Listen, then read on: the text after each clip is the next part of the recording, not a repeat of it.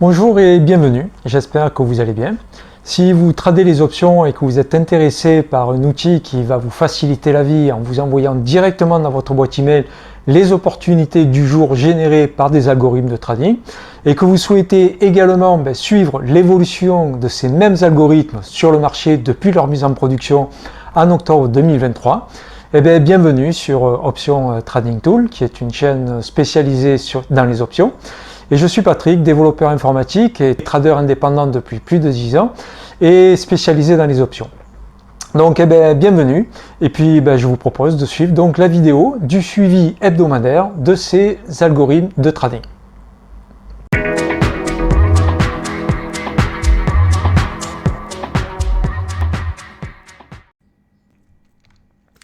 Donc ce que l'on peut voir ici au travers de l'equity curve, c'est nous avons une stagnation en début, puis finalement une baisse, et ensuite une remontée donc de l'equity curve sur la fin de la semaine. Et on peut constater qu'on a eu une semaine un petit peu plus compliquée que les semaines qu'on vient de passer, puisque les semaines qu'on vient de passer étaient plutôt largement, assez franchement haussières, et là on a quand même connu quelques difficultés. Et bien sûr, ça se traduit dans les chiffres. Alors en termes de nombre d'opérations, on est à peu près dans la même configuration que les semaines précédentes. Je crois me souvenir que la semaine d'avant, on était à 119 trades, on est à 130, donc il y en a un petit peu plus, mais ce n'est pas non plus particulièrement différent. Par contre, en termes de taux de réussite, on était à 77% la semaine dernière, on était à plus de 80% la semaine d'avant, et là on est à 66, 92, soit 67%. Donc significativement, on a moins d'opérations gagnantes que ce qu'on a connu les 2 semaines précédentes. Alors au niveau de l'analyse un petit peu plus approfondie, on a toujours donc les call debit spread qui participent majoritairement à l'ensemble des gains, même si c'était au-dessus de 70%, là on est à 62%. Les put crédit spread qui eux participent à hauteur donc de 27%, comme on peut le voir ici. Au niveau des pertes, les call debit spread à 64%, les put crédit spread à 15%. Et par contre, en termes de répartition du nombre de trades, les call debit spread et les put crédit spread, elles sont à peu près en équilibre, 43 par rapport à 38, alors qu'habituellement, on a quand même beaucoup plus de put crédit spread. Alors on peut voir qu'on a les put debit spread qui sont venus s'inviter à la fête, probablement parce que le marché était un petit peu moins haussier que d'habitude, et le put debit spread, c'est une stratégie baissière. Donc on a 50-50 en termes de nombre de trades gagnants et de trades perdants.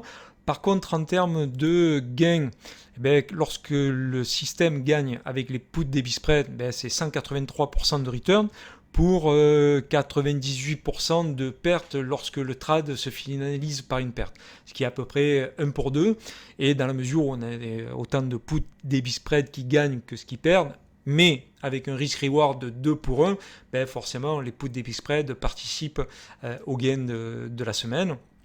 Les call debit spread, on a toujours pareil, on a 119 à peu près de gains moyens lorsque les trades gagnent, pour 83% de pertes lorsque les trades perdent, et on a 50-50. Quant au put credit spread, ils sont venus se mettre, on va dire, dans une configuration plutôt habituelle. La semaine dernière, on avait des gains supérieurs aux pertes, ce qui était plutôt surprenant, puisque normalement les put credit spread ont cette particularité de perdre plus quand ils perdent que gagner quand ils gagnent.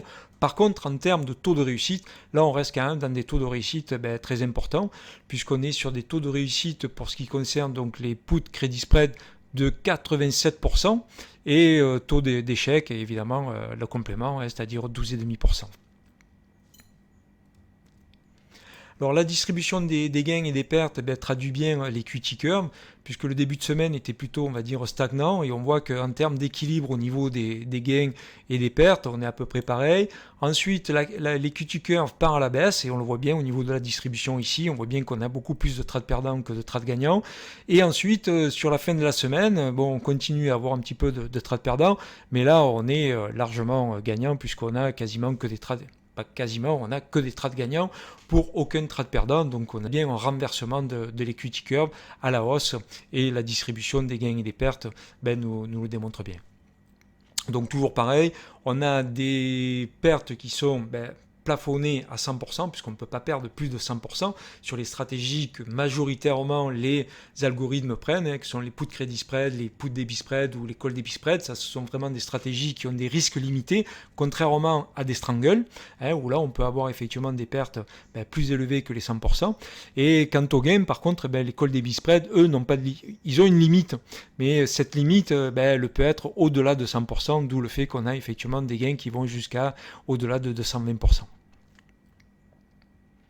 Voilà, donc pour résumer, une semaine, même si elle est gagnante, un petit peu mitigée, puisque la semaine avait plutôt pas très bien commencé, mal continué, et puis finalement c'est repris sur la fin de la semaine, avec un taux de réussite quand même significativement plus bas, même s'il reste quand même positif, au-dessus de 65% de trades gagnants.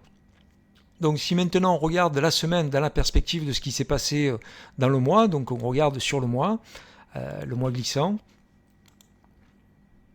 eh bien on reste quand même sur une perspective quand même bien haussière. Donc on voit bien la baisse de début de semaine ici, pour ensuite une reprise de la tendance haussière, et l'equity curve reste quand même progressivement dans le bon sens, avec voilà, des petits gains qui s'accumulent, et pas des bons où ça serait quelques trades gagnants qui occasionneraient la progression de cette equity curve. Non, c'est vraiment des gains réguliers et constants qui occasionnent la courbe de cette equity curve. Et donc, on voit qu'elle continue à grimper et qu'elle est toujours en ce qu'on appelle donc all-time high. Donc, ce qui est évidemment plutôt positif pour ce qui est de l'ensemble des algorithmes tournant actuellement sur le marché.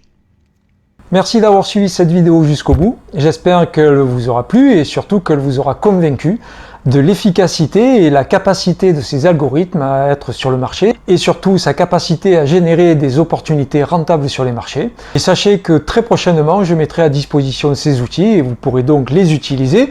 Et avant même de les utiliser, vous aurez la capacité de les utiliser gratuitement pendant un mois. Et vous aurez par la même occasion 1 heure offerte de coaching, ce qui vous permettra d'appréhender et de savoir comment utiliser cet outil afin de ne pas perdre de temps quant à sa compréhension et de pouvoir ainsi les mettre directement à profit sur les marchés. À nouveau, merci d'avoir suivi cette vidéo jusqu'au bout. N'hésitez pas à liker la vidéo si elle vous a plu, à vous abonner à la chaîne, et je vous dis à très bientôt.